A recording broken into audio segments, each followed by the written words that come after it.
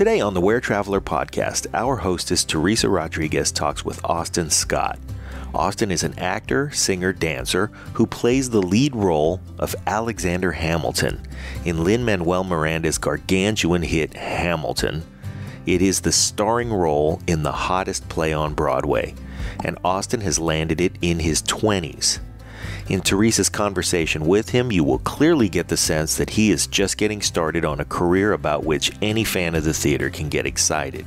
He's got the looks, the voice, and the physical abilities and discipline to land and maintain the lead roles on stage and screen. And he's got the clarity of vision and the desire for longevity to create even bigger and more meaningful opportunities to explore his craft and create things we will all enjoy for many years. The first thing Teresa and Austin have in common is their historic hometown of Benicia, California. Benicia is an idyllic small town just 30 minutes northeast of San Francisco and is a hidden gem of a travel destination for anyone headed to the Bay Area. Boasting a charming downtown that drifts along the water, you can find a wide variety of culinary styles, wines, and craft libations that you would expect from a Bay Area city, mixed in with bakeries, antique shops, florists, and all the boutiques you could want to enjoy a fun, active lifestyle, all within short strolling distance. Many of the restaurateurs on First Street have enjoyed enduring runs with loyal fan bases, and with a great climate for most of the year, many of them offer indoor and outdoor seating, like 907. An eatery that offers wonderful upscale bar food with a Mexican influence, like their hangover burger with a fried egg and bacon, or their carnitas nachos or carne asada papitas. The Union Hotel offers handcrafted thin crust pizzas with some of the best local ingredients and a wonderful bar where you might hear live jazz or salsa. You can enjoy the vibrant flavors and colors of Indian cuisine at Aroma. Sandwiches on fresh baked breads at One House Bakery or the First Street Cafe, salads, quiches, soups, and finger sandwiches in a beautifully restored 1897 building with afternoon tea at the Camellia Tea Room, and of course you can have terrific Japanese, Thai, Szechuan, or Italian food before stopping at a coffee shop, wine bar, or ice cream parlor. And 10 months out of the year, you can drop into the Luca Beer Garden, an intimate outdoor venue where local promoter Marty Duvall showcases the area's unusual concentration of brilliant and world-class musical talents. But one restaurant is particularly inspiring. It's called The Workshop. Chef Danny Glassmaker grew up in Benicia before heading off to New Orleans to find and hone his culinary identity.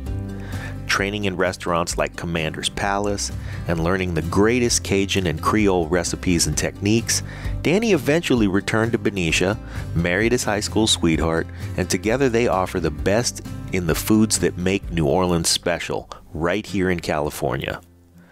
Everything from the jambalaya to the gumbo, the hush puppies to the beignets is made from scratch. It's only open for lunch, and you should come early because this place sells out of everything. It's worth the line and worth every bit of the cardio you might have to do after indulging. And Danny's story is indicative of how this small town works. So many grow up here and then discover their grand talents out in the world, only to return to their roots to raise families and start small businesses right back in the community that cultivated them. It's halfway between the urban bustle of San Francisco and the wine country of Napa and Sonoma Valleys, and if you stop in, you will absolutely cherish the time you spend eating, drinking, dancing, laughing, and mixing with the welcoming locals in Benicia, California. And with that, here are two of the town's local products. Our hostess Teresa Rodriguez and her guest, the town's favorite new Broadway actor, Austin Scott.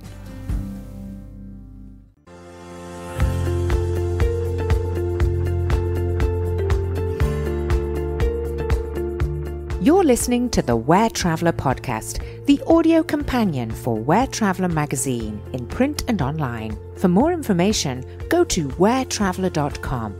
And now, Teresa Rodriguez, Editor-in-Chief for WhereTraveler San Francisco. Hi, this is Teresa Rodriguez with the WhereTraveler Podcast. And today we go back to my hometown, Benicia, California. It's a small little town just north of San Francisco. It's famous for being the first state capital. Even more now, it's famous for one of the actors who graduated from Benicia High School and who is playing Hamilton on Broadway. It is my delight to introduce you to Austin Scott. Hey. Thanks for having me. Yeah, thanks for taking the time out of your incredibly busy Broadway schedule to pop on to our WhereTraveler podcast and talk about this little slice of earth we call Benicia, California. Good old Benicia, 707. Yeah, 707. Yes. So, let's first talk about where you are now, because you're on Broadway, playing the most coveted role in theater. Yeah. This is huge. I mean, your name is on the Marquis, you've got a playbill, and you're the character that the play's about. How does that feel? Pretty darn cool. I'm not going to lie. It's pretty awesome. Yeah, it really is a dream come true. Growing up, I mean, I've been acting for a long time, or at least I've always known that was my passion. And to be here at 25, 26 now? I forget how old I am. It's crazy. I didn't think I was going to be, here at this age. So I'm just trying to enjoy every single moment of it and just ride the wave. Well, where did you think you were going to be? I mean, I absolutely hoped I'd be here. I thought maybe I'd still be, building myself up, doing smaller roles. I mean, Hamilton is such a juggernaut. It's a phenomenon. Yeah. It's like a show that hits this level of popularity only comes around once every 30 years or so. So it's just to be a part of this while it's still in its golden age is just incredible to me. You are, like one of the lines say, you are part of history. Yeah, it's pretty awesome. It's so amazing. Let's start with the stage. So here you are at how did you end up with the role of a lifetime at Hamilton? So most people probably know I did it on tour for a year before I came here. I'm on Broadway, and I've been here on Broadway now for about 8 or 9 months. So to take it way back, I had a string of callbacks 3 or 4 years ago. So this was when, actually, to take it all the way back. Take it back. So there were take it back, brother. Take it way back, way back. Wait. So there were 3 encounters with Hamilton basically before I booked it. The very first time I was in Sofia, Bulgaria, shooting a horror movie. What? And yeah, it was crazy. It was like a TV movie for the Sci-Fi Channel, super corny, over the top, but one of the funnest things I've ever done. And so I was out there, and at this time, Hamilton it was just going to the public. So they were casting for their off-Broadway premiere. So nobody knew anything about this show. Oh, wow. And I got an appointment from my agent to just submit a video audition singing Dear Theodosia. And I didn't know anything. I just knew there was a baby involved. And so I wrapped up a bunch of sweaters and put it in my arm and was cradling it as I sang Dear Theodosia. I knew nothing about the show or what the song was about or who Theodosia was. And so I sang that song, sent that video off, never heard anything, just assumed, okay, it's going to fizzle out. Then, of course, Hamilton hit, and it was massive success. And I was like, holy crap, I auditioned for that in Bulgaria. That's amazing. And then they brought me back in about, 6 months after it had its Broadway premiere. And I had a string of probably 8 auditions and callbacks with Lynn and Tommy and Jeff Sellers, the producer, and, all the creatives. And never once in that 8 audition process did I once read for Hamilton. I was reading for George Washington and Lafayette Jefferson and Lawrence Phillip and all of these other characters. And at the end of all that, they were like, you know what? We really like you, but you're too old for Lawrence Phillip, too young for Washington, too, blah, blah, blah, blah, blah. So we'll keep you in our files. So I was like, all right, that's a big bummer, but I'll just move on. And then it wasn't until about, a year after that I just come back into town from doing another show out of town. And they were like, we need a quick replacement for Hamilton, either on Broadway or the tour. We'd love to bring you in and just kind of see if the material fits you. And so I went in and had probably 2, maybe 3 callbacks. And then I got the call while I was on the train that I was going to be joining the tour. And I was my mind exploded. Wow. How did you celebrate?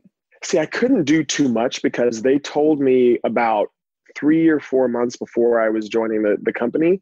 And I didn't get announced until the day that I joined the company, like the day that I had my first performance. So for about 4 months, I could only tell my very like inner circle of family and friends. So I'm sure there was like one super secret party, I think, that we had at my friend Wendy and Molly's house in the Bay Area. And other than that, though, like I couldn't post anything about it. I couldn't tell all my friends. I just kind of had to sit on this like huge information for 4 months. That is so crazy. So I've got a question, because there's a lot of movement and a lot of dancing. How many, and I see that you're wearing glasses. So do you wear contacts while you're on stage? Yeah.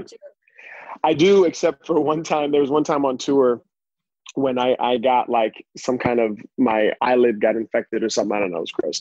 But I couldn't wear contacts. So my choice was either to like call out of the show for a week or to go on stage with glasses.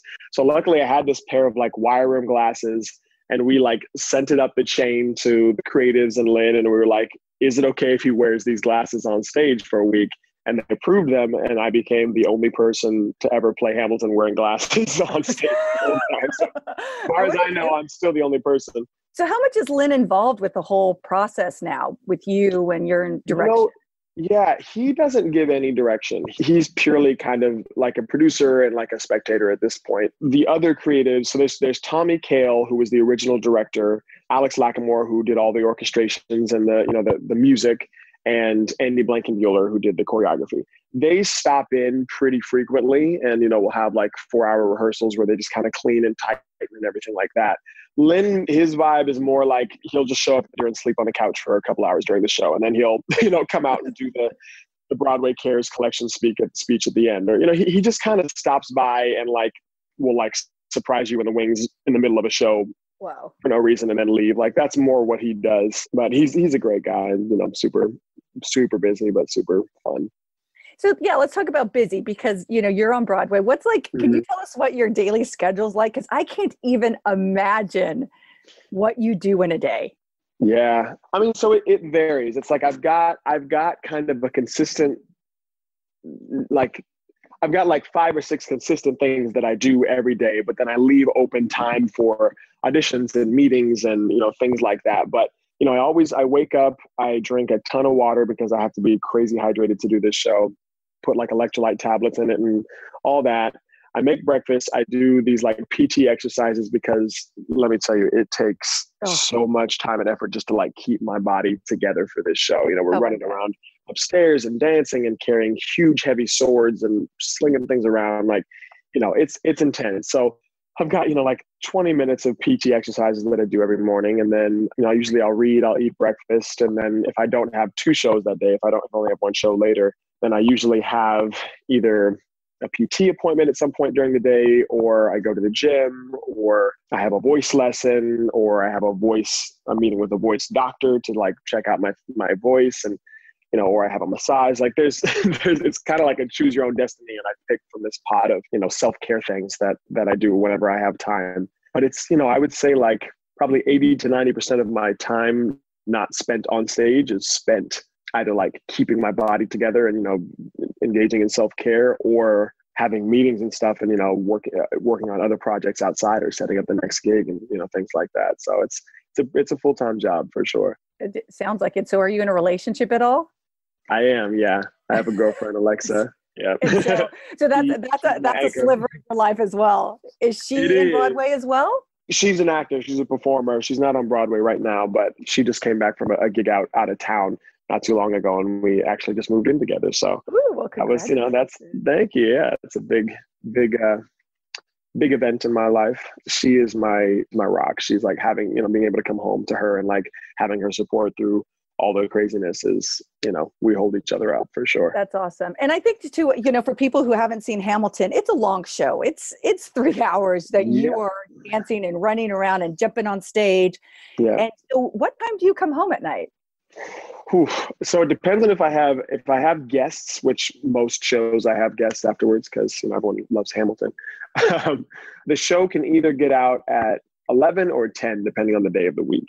And so if the show gets out at 11, I'll usually shower at the theater. I have to do these like stretches and roll myself out on this body roller just to like, get my muscles to let go. So then I go sign outside, and, there could be 50 people outside, if not more. And so by the time I'm done with all of that, and then I hop in the car, which takes me I'm usually getting home close to midnight. Wow. And where's home? Home is in South Harlem right now. Okay. Yeah. That's awesome. Place out here. So, and then it takes me another hour or two just to turn my brain off from all the adrenaline and the, just like being on. So I usually don't get to sleep until 2 most nights. Oh, I bet. Wow, that's so crazy. So you talked about home. Let's go home. Let's go back to Benicia. Yeah. So you graduated from Benicia High. Mm-hmm. And 2011. I graduated from Benicia High. The producer of WhereTraveler graduated from Benicia High. So Benicia has a pretty special place in our heart. It's a little town. Yes, it is. Tell me about some of your favorite things to do in Benicia. Oh boy, Benicia, when you're growing up, when you're like an angsty teen, like there's not a whole lot to do. At least it doesn't feel like that. Right. How old were you when you left Benicia? Left when I was 18, I think, 17 or 18, probably 18, right after high school. Then I moved down to LA. But, growing up, I would fish a lot with my dad. Like we would fish at that over on 9th Street Pier or First Street, or, we'd go out to like the marina and stuff and we'd sneak on these old boats, which was definitely illegal, but we'd do it. Gosh, like I think there was one time when my friends and we went skinny dipping at 9th Street Park and got so sick because that water is not not clean. I think that's a rite of passage. I think everybody has to go skinny dipping on 9th Street Pier. I think so. I have to say, when I was in high school, I'm not even going to let you know how long ago that was. It was before they actually did any major renovations, and it was like a dump. So we had to wear shoes. Oh, really? Because there was like shards of glass. Oh, wow. Yeah, I was 14 and I remember I would wear my tennis shoes and go windsurfing. And we windsurf across the Carquinez. Yeah. Oh, it's so fun. So crazy. It's beautiful out there, really. I mean, at least now. It sounds like before it was not, but it was pretty beautiful growing up. And we spent a lot of time in like Vallejo too. We would go to, it was Marine World back then, but now it's called Discovery Kingdom. Right. Six Flags, but we would hang out there a bunch of summers, and we found things to do. First Street was always really fun. Just going down and like, I don't know, they had those movies in the park, or I don't know what else they had on First Street, but we would find things to do. Well, like the cool thing about First Street, and it kind of is really stuck in time, I mean, it really hasn't changed that much since I was there, is that it's, a lot of old Victorians and cute little restaurants that are hidden away. And, the first state capital of California is there, and a pretty cool museum, which, harkens back to the times of, not as far back as Hamilton, but, it's still part of our state's founding fathers, which is pretty cool. Absolutely. And I think too, the name of Benicia is the wife of Vallejo, right? Mm-hmm. Yes. I did there's a theater company out there called Benicia Old Town Theater Group. Oh yeah. And I did a show called Benicia Follies there when I was about 8 years old. And the whole thing was basically about the founding of Benicia and how, Benicia was the wife. And we sang a song called Living in My Benicia, and I dressed up like a little Ricky Martin, and it was like Living La Vida Loca. It was insane, but so fun. That was one of the first things I ever did. So when did you start? When did you start acting? So, I mean, I was always like a class clown in like elementary school. And I remember this like traveling opera company came to I think my 4th grade class maybe. And they were putting on like a little snippet of Barber of Seville. And they were casting one kid to basically play this role, Dr. Bartolo. And they had little auditions in the class. It was adorable. And I went up and just like knocked them dead and made people laugh. And I was just weird and funny and loud. And I got the part. So I got to play Dr. Bartolo in this like little snippet in the cafeteria. And I think pretty soon after that, I like asked my mom if I could join acting classes, at this John Robert Powers, this agency in San Ramon. And I just fell in love with it. Like I just loved acting. And I think I was pretty shy at first, but little by little I started to open up. And wow, that's a big commitment for your mom, because San Ramon is not nearby. No, but she was working in San Ramon actually. Oh, okay. She's a PT, so it kind of worked out for her. But they were, they all throughout like my childhood, because I think I probably really started acting when I was like 9, maybe. And I didn't really do it consistently up through that. But I mean, I had started going to LA for auditions and things like that. And my parents always drove me, and, you know, they would, I started pretty young. I was doing like Chia Pet commercials, which are those little like, Chia. Exactly. Yeah. So I did like some things like that, and just, you know, I was just having fun with it. Now, did you have an agent in San Francisco, or did you have an agent in LA? I did. So I had an agent in San Francisco and a manager, actually, I think. Funny enough, but there was really no work in San Francisco. So, you know, there wasn't really a whole lot of point to have them, but I did. But then it wasn't until I moved to LA after high school, and that's when I really started acting professionally. Before that, I was kind of just, you know. I'm Teresa Rodriguez, Editor-in-Chief of Where San Francisco, and you're listening to WhereTraveler Podcast, where we love to talk about anything related to travel. For more information about this episode, as well as WhereTraveler, be sure to check out WhereTraveler.com. Professionally, before that, I was kind of just, you know, independent films and things like that. But I got an agent manager out there in LA when I made that move. And so did you go to study acting down there, or were you just so good that you didn't need to? You're like, here I am. No, I got it. I wouldn't say that, but I never went to school for acting. Just kind of didn't work out that way. I think what had happened was I met a casting director who is from LA, and he cast a lot of Disney stuff, and like independent films and stuff in LA. And I met him like my last year of high school, or I think maybe my right after high school. Now, how did you meet that? How do you get to meet a casting director in LA in San Francisco? You're living in Benicia.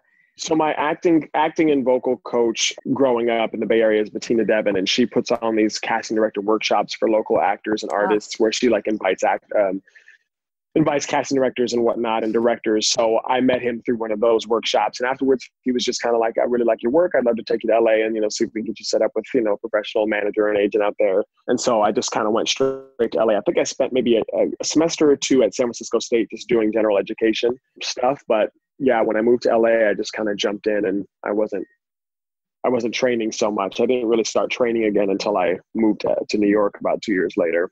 Wow. So tell us a little bit about New York and some of your little secret hideaways or places that you go to just get away. I mean, I just find that your world fascinating, because it's not something that I could ever even imagine. So do you have little places that you go and just retreat, or favorite little cafes that you like? Yeah, when I first moved here, I had a cafe I loved called Tazo Cafe, because I was living up in Washington Heights, and I would go there pretty much every single day to work on lines, or, you know, read scripts for auditions, or, you know, go over my work for acting class. And I loved that. But since I've moved away from that, I spend a lot of time in Central Park. There's a part of Central Park called the Pond, and also the Harlem Mere. And I live really close to those now. So I go out there and I meditate a lot, and I just kind of sit and read, and it's just nice to get away from all the craziness of the city. But, you know, there's like some fun little speakeasies that since I've joined Hamilton, I've gotten to become privy to kind of some of the like celebrity hangouts and the secret spots and things like that. So I'm not going to say the names of where they are, but but they exist. And also I'll go there after shows sometimes, and just, you know, hang out with friends or my guests from the show. But yeah, you know, a lot of the time I'm running around, and I'm doing meetings and stuff like that. So it's, you know, I just try and carve out the time whenever I can to just, you know, find a quiet, still place. And I really like that. Yeah. I think that's so important. And how do you cope with the winters there? I mean, Benicia doesn't have snow, and we don't drop below 50 degrees. Yeah, it's pretty much one season the whole year.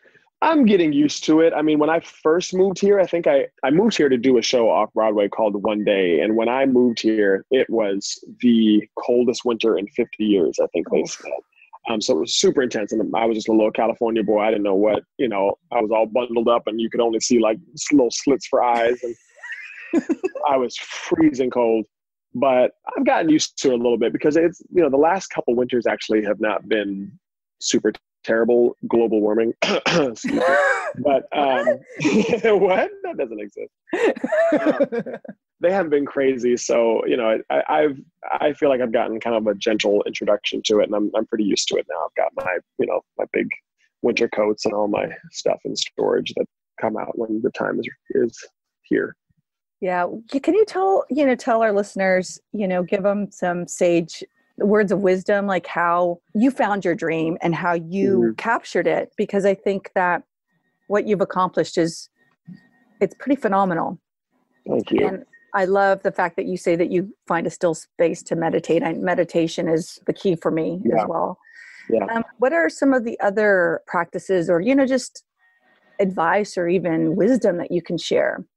Yeah. One of the most valuable tools you can have, especially if you're pursuing a career in the arts, is just patience and perseverance, because it can and probably will take a very long time. Like I said, I decided I wanted to be an actor really young, but I had been on probably 400 auditions before I got Hamilton. It takes a long time, and finding yourself and really understanding who you are as a person is very important, because then, that once you have your center, that's where your best work will come from. You being able to actually inject your truest self into these characters and everything. That's what the casting directors and the directors, that's what they want to see. They want to see, they don't want to see you try and give them what you think they want. They want to see what you are and who you are and how, what you can bring to a character. And so that took me a while, I think, to figure out, is like, not just trying to get it right or trying to, please, but just learning how to just really put myself into the roles. So I think, however you can find that, whether it's meditation or, reading or therapy or whatever, whatever avenue you choose to take, I think finding yourself and getting to know yourself is crucial. Wow. That's pretty powerful. Yeah. Because I think a lot of us don't want to, we try to skirt around, and especially as an actor, your role is to fall into another character, which that seems counterintuitive, that the first thing that you would do is find yourself, right? Right. But there's a really famous acting quote, which I think is acting is being yourself under imaginary circumstances. No, here it is. Acting is behaving truthfully under imaginary circumstances. So, it's like, yeah, I think you're always just being yourself more or less, but under these circumstances that are made up. So when you look at the character Hamilton, what are some of the parallels that you really resonate with? Yeah. With Hamilton, the historic figure. Mm-hmm. When I first went in for the audition, I didn't think I had anything in common with him, honestly, because I'm a California boy. I'm, somewhat laid back. I'm not necessarily like super loud and outspoken. And he is, constantly on the balls of his feet, go, feels like he's always running out of time, has so much to prove. And as I started to really, start working on the material and like doing the research and getting to know who he was and who he is in this show, I realized that, I have a lot of that in me. I'm really, really goal oriented. I do feel like I want to get to where I want to get as fast as I can. And, he's a family man. Like, he loves his family and his friends. And, one of his biggest goals was just having this, this huge family. And that's something that I can really relate to. And, I think the longer I've spent in his shoes, the more he and I have just kind of, melded. And luckily this is a show and the creators are so open to letting us make the characters our own that, my Hamilton is really very different from Lin's Hamilton or, Javier's Hamilton or anyone else who has ever played it. Just because I feel like I've really made him me, Right. Have you had any struggles with Hamilton? Is there any parts of his character that you're like, I don't know how to get my... I think the hardest part about playing this character is, he essentially lives the entire show for 3 hours in fight or flight mode. He's constantly, he's constantly like churned up and on the balls of his feet and, spitting words out 10,000 miles a minute, because he's just trying to say everything that he can, like, trying to get everything off of his mind before he runs out of time. And that's difficult, especially if you're not someone who lives in that who has that energy, all the time, which I am not. So just kind of tapping into really like the anxiety of that, and the energy and the need and the desire on days when I might be exhausted, or sick, or, just not feeling it, still figuring out how to tap into that and churn that up. That has been probably the greatest ongoing challenge. And I think that's, one of the reasons why people don't play this character for very long, at least at one time. It takes a lot out of you. It's a very intense role. Just watching the show takes a lot out of me. I can't even imagine playing the role of Hamilton for 3 hours, day in and day out. I mean, that fortitude and commitment is just breathtaking. And I'm so grateful that you're doing it. You're fantastic. Do you ever dream of Hamilton? Have you ever just had a dream of him and you were having a conversation with?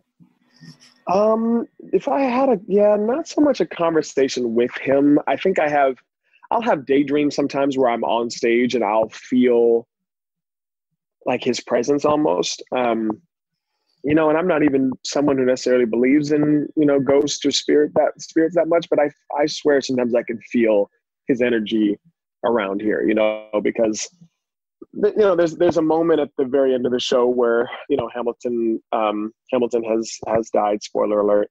And FYI. No, FYI, he died.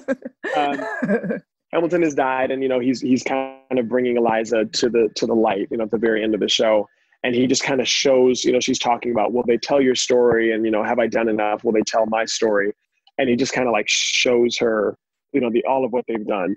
And I think in those moments, especially, I can feel like that's all he wanted. That's all the real Hamilton wanted was for someone to tell his story. And now here is this massively successful Broadway show, and there's books, and, everyone is talking about Hamilton, and it's his dream. It's his dream come true. So I believe, and I can feel that he's present sometimes. That's awesome. So what do you feel is your next? I mean, you've conquered Broadway, my friend. What's my next dream? Well, so we just announced actually last week that I'm actually leaving Hamilton December 15th because I'm going to originate a role in a new Broadway show called Girl from North Country, which is coming to Broadway in February. So that's really exciting. It's a musical, but kind of a straight play, but it incorporates the music of Bob Dylan.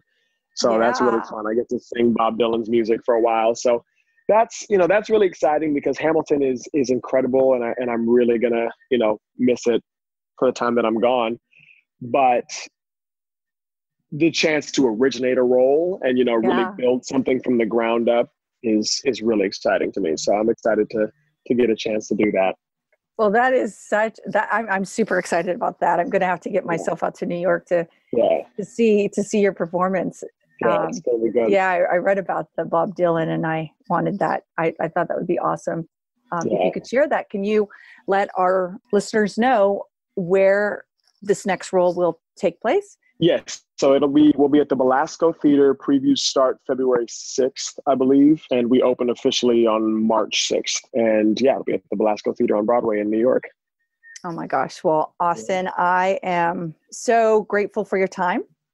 Well, my pleasure. And honored to have met another fellow Benician who has succeeded above and beyond any success that I've experienced with anyone from our little itty bitty town. So congratulations on your success. Thank you so much. This is Teresa Rodriguez with the WhereTraveler Podcast, and we've been with Austin Scott, who's playing Hamilton on Broadway. Thank you so much for your time. Thank you. Thanks for having me. Thank you, listeners, for joining me. You've been listening to the WhereTraveler Podcast, hosted by me, Teresa Rodriguez. This episode was produced and directed by Pete A. Turner, John Leon Guerrero, and Victoria Shepard. To listen to this podcast, find out more information about the crew, as well as WhereTraveler, visit WhereTraveler.com, your ultimate destination guide.